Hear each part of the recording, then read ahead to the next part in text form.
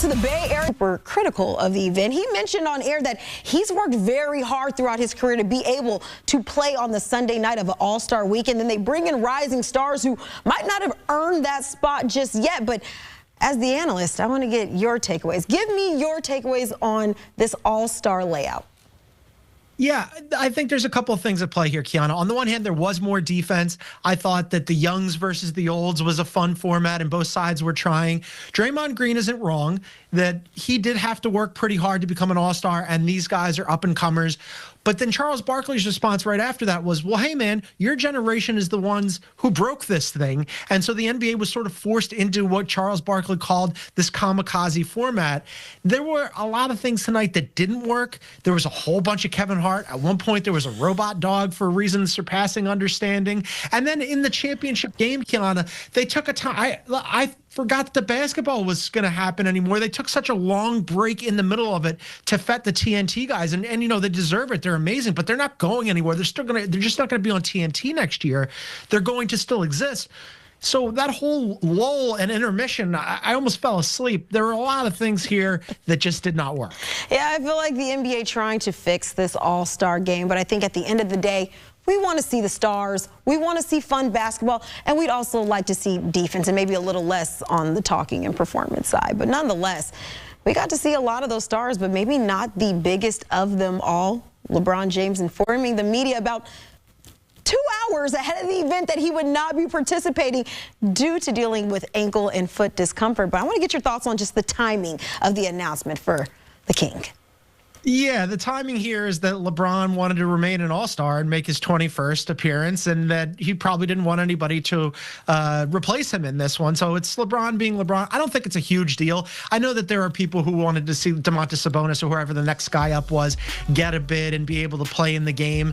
But also, this game wasn't any great shakes anyway. And oh, by the way, Kiana, he wasn't the only one to bow out late. Ant Edwards, according to Mark Spears, had a groin and or a cold. He didn't show up in the game either. So LeBron James taking a lot of heat because he's LeBron James. But there were a lot of things that didn't work and that we should nitpick about tonight. I don't think LeBron sitting this one out is one of them. Nonetheless, I will say it was still entertaining to see him courtside and interacting with the guys nonetheless. But, John, from rising stars to the new format, Matt McClung dominating the dunk contest to even a kid beating out Damian Lillard for $100,000. It was an eventful weekend in the Bay. So if you had to give me a letter grade, what would your overall grade for this year's new look All-Star Weekend be?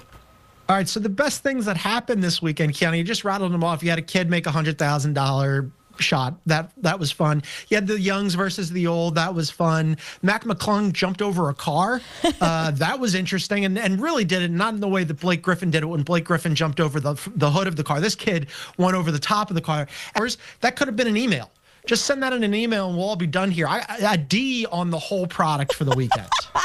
Just send it in an email. We don't need a whole meeting for this. Put it in an email. But as far as Chris Paul and Victor Wembanyama, they were under the impression of working smarter, not harder. But they didn't fully read the disclaimer and the rules. But I admire the effort that they had there. But, John, let's flip the script and look a little bit ahead because we're entering that unofficial second half of the NBA season. And I want to take a look at the odds to win the NBA Finals. The defending champs who entered the All-Star break second in the East have the shortest odds to go back-to-back at plus 195. They're followed by the top team in the West, the Thunder, at plus 220.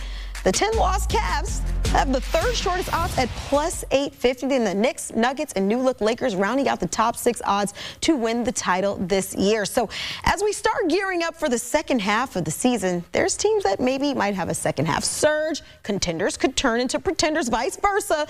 There's the health of the top players and teams and the impact of maybe new faces in new places. But give me the biggest storyline that you are looking forward to in these final 2 months of the regular season.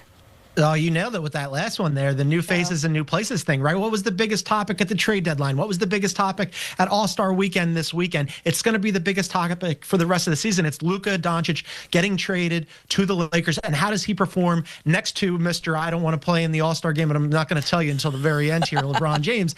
It's going to be a super fun thing to watch, unless you're a Mavs fan. Apologies to Mavs fans, because now those two teams are really linked, not just for this season, but for the several seasons going forward. Everybody's going to compare what happens in Dallas to what happens in Los Angeles. Luka, he's played 2 games since he got traded to the Los Angeles Lakers. He was a little rusty, but I would expect him to knock that rust off pretty quick, Kiana. And we'll see whether or not the Lakers can do something this season. You mentioned the 3 teams that have the shortest odds to win the championship. I think that's right in Cleveland and Boston and Oklahoma City. But can the Lakers potentially make a push? And then can the Mavs get healthy moving forward and do basically anything that would justify that trade? Yeah, that's going to be a little bit of a tall hill to climb right there, considering the magnitude of what went down out in Dallas. But with what you've just said, Lakers NBA Finals odds plus 1,800 after adding Luka to the mix. But we're still 4 months away. But before we get to that point, I want to get your midseason NBA Finals pick. Who do you have? Where we stand, middle of February, still got 2 months of the regular season and 2 more months until the finals. But give me your finals pick.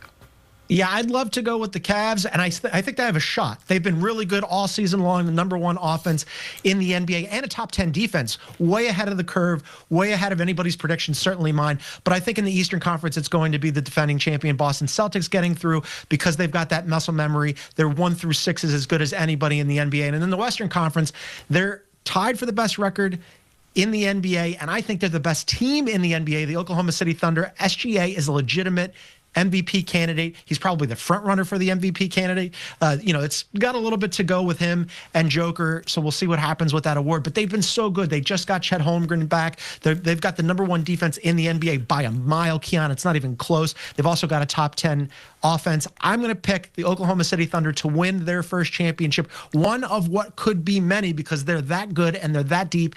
And if SGA is in the championship, he's going to be the best player on the floor. So, yeah, I like the Thunder. Are we already predicting MVP as well, John? Is that what you're telling me right now? We're looking at SGA, what he's done in his body of work, and that just continuing into the postseason? He's the favorite right now, but I think it's going to be pretty close because I don't think some people have realized that Joker, who has won 3 of the last 4 MVPs, the Denver Nuggets are only a half game out of second place. If all of a sudden Denver gets back into it, the narrative could shift a little bit because at the beginning of the season, it was Joker as the favorite. Now all of a sudden SGA's got the momentum. We still got about a third of the season, somewhere between a quarter and a third of the season left. That could shift back. It's going to be interesting to watch it all go down. You've got muscle memory with the Celtics, and then you've got the defense of OKC, but you know what they say, John? To the Bay Area, were critical of the event. He mentioned on air that he's worked very hard throughout his career to be able to play on the Sunday night of an All-Star weekend. Then they bring in rising stars who might not have earned that spot just yet. But as the analyst, I want to get your takeaways. Give me your takeaways on this All-Star layout. Yeah, I think there's a couple of things at play here, Kiana. On the one hand, there was more defense. I thought that the youngs versus the olds was a fun format, and both sides were trying. Draymond Green isn't wrong that he did have to work pretty hard to become an all-star, and these guys are up-and-comers. But then Charles Barkley's response right after that was, well, hey, man, your generation is the ones who broke this thing. And so the NBA was sort of forced into what Charles Barkley called this kamikaze format. There were a lot of things tonight that didn't work. There was a whole bunch of Kevin Hart. At one point, there was a robot dog for reasons surpassing understanding. And then in the championship game, Kiana, they took a time. I forgot that the basketball was going to happen anymore. They took such a long break in the middle of it to fet the TNT guys, and they deserve it. They're amazing, but they're not going anywhere. They're just not going to be on TNT next year. They're going to still exist. So that whole lull and